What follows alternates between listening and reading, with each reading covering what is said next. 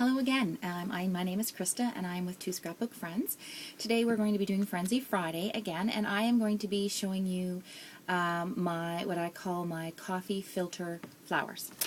If you'll have a close look here, you'll be able to see inside is a rolled rosette, and on the outside is a larger rose that I have made using folded coffee filters.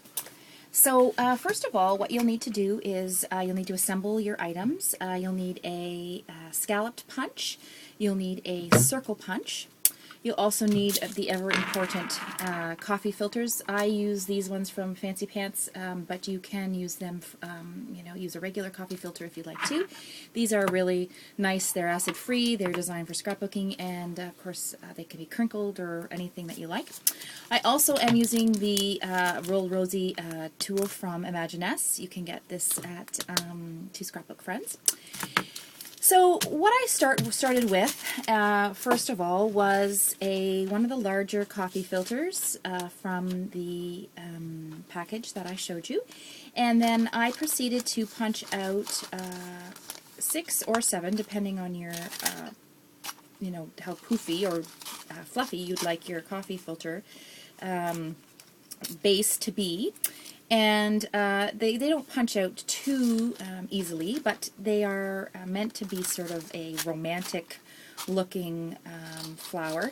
If your punch is fairly sharp, that's helpful. I have not been running mine through tinfoil as I usually do to get this, the sharper edge. But if all else fails, you can feel free to just do some maintenance with your scissors in addition to that. So I'm trying to get as many out of this doily as I can. The example that I made there, I used 6 there, and I was able to, excuse me a second, there we go, and I was able to get the 6 quite easily out of this doily, and that may not happen this time. And so the last one here, I'm going to do 7 just in case.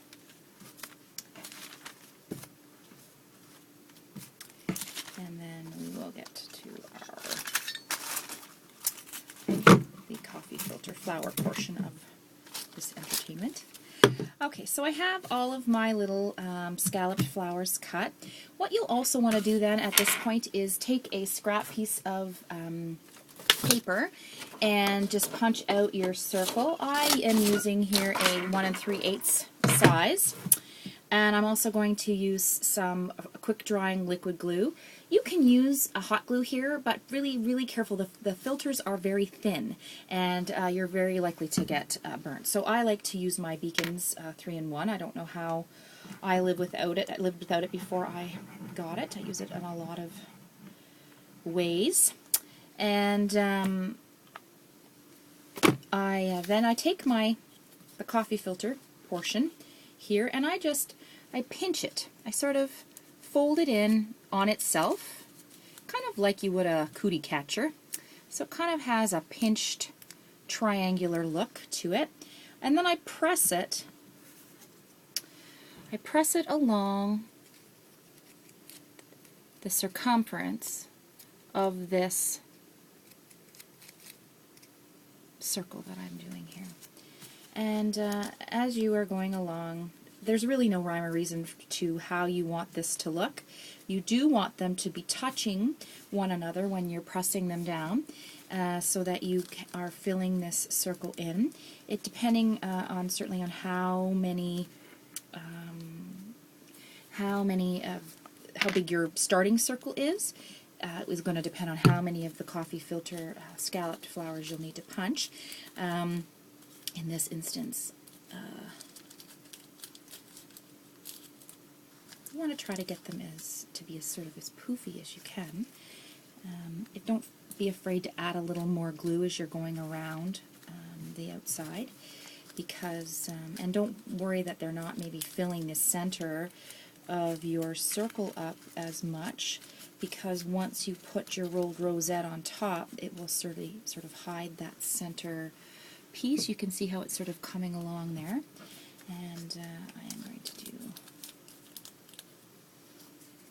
one more in here. And I think I'm just going to quickly punch another to make it a little fuller for our rosette that we're going to make.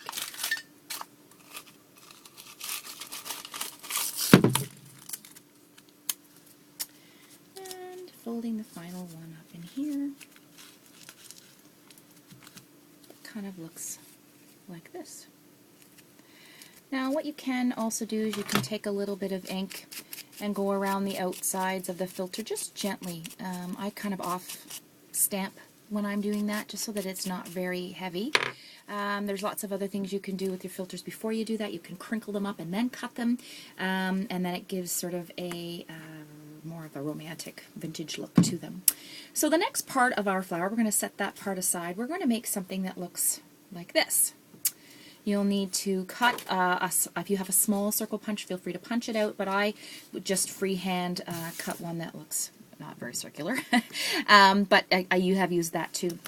Then I would ask you take your, find a nice patterned scrap you may have handy that matches the page that you're using. This is the nice part about making these flowers, is that they custom match the work of art that you're creating. So I've chosen just that I had here from Prima, from the Fairy Floral collection, and I'm going to choose a yellowish, pinkish portion of this pattern. You can see the back looks like this, and the front looks like this, in my case. And then what I'm going to ask that you do, is take your scissors, and starting at one of the outside edges, cut a narrow,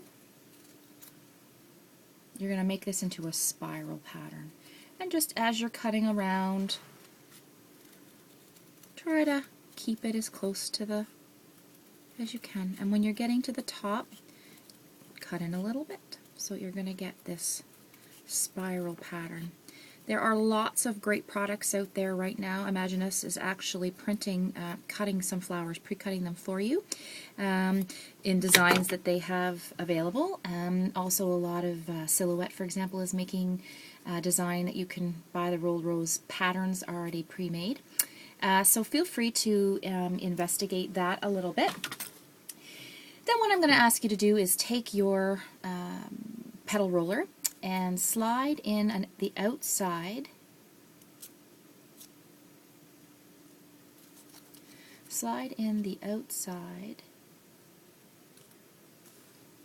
of your rolled rose. And keep in mind that when you are working with a pattern paper, the outside is not the part that's going to show on your flower. You'll see when I made this one, I put the pattern on the outside. I wanted some of it to show on the inside, but the others I had made had the pattern on the inside. So I want the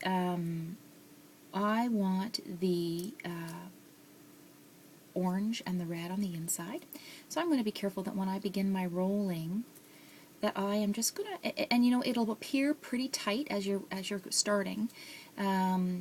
It gives the rose its shape, and then as you're just turning it towards you, using your thumb to sort of press it in a circular motion around, and then taking these tiny last little bit up and around, and it's going to look something like this. You'll see that this little tail here is sort of hanging off. Have no worries about that. We're going to use that to sort of stick the whole thing down onto our previously cut little circle. So when you're done, pull the wonderful tool out. It's just fabulous, and you'll see you'll have something like this. Now this is pretty tight. You may want, as we go along, it'll kind of loosen up. You'll be able to manage it a little bit. Take some of your 3-in-1 glue or your hot glue, whatever makes you comfortable. If you've made something that's bigger than what you normally anticipated, don't be afraid to just trim it down. Mine was quite a bit bigger, so I'll just take this opportunity to sort of trim it around the base. When I make this flower a little bigger, when I loosen it up with my hands, you'll see that it kind of comes out more in a rose shape. I can then add a little bit more glue here in the bottom, and it will be more likely to sort of be open. When this dries, what you're going to do is you're going to use the other end of your tool, and you're going to take your flower and you're going to take each petal and press it, if you can see here, press it underneath the lip of the petal and sort of roll the edges over top of the ball. That gives each of these petals a rounded sort of bloomed look, and then that will make your rose look all the more lively and as it comes along. Once you've done that, if you desire, I don't feel you have to, it's a creative certainly process, you're going to take your 3-in-1 glue again, or your hot glue, whatever you're using, and put it in the center of your coffee filter flower like that. Then taking your final little rose that you've made, press it into the center, and you'll have a coffee filter rose. I think it's kind of almost looks like a primrose, the beautiful English roses that you get in the heat of the summer, all full blown. And here is the the final one that I made on a layout that I made. If you'd like to get the written instructions for this, you can. I'll be posting them as well on the Two Scrapbook Friends Frenzy Friday layout website. And I'll look forward to seeing you again next time on Frenzy Friday. Thanks so much.